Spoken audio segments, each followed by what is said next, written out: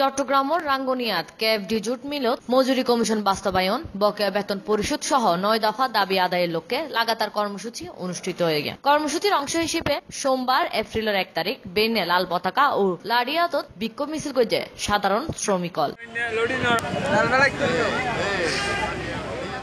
বাংলাদেশ পাটকল শ্রমিক লীগ ও ব্যাক মিলর CBN নেতৃবৃন্দর পক্ষতুন রাঙ্গুনিয়ার কেএফডি jute mill শ্রমিক লীগ ও শ্রমিকলর ব্যানারত এ বিক্ষোভ মিছিল অনুষ্ঠিত হয়। মিছিল মিলর তুন শুরু ইয়েনে কাপ্তাই সড়কর গোডাউন গোসরা সহ প্রায় ৩ কিলোমিটার সড়ক প্রদক্ষিণ শেষে মিলগেটত বিক্ষোভ সমাবেশত মিলিত হয়।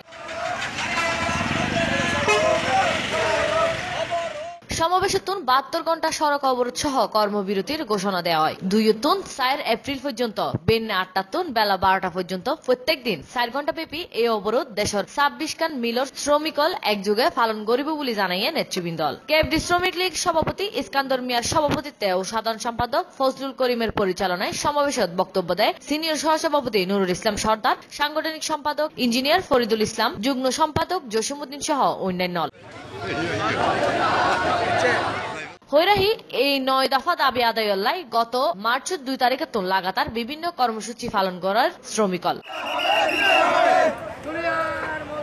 ডেস্ক নিউজ, সি+ টিভি।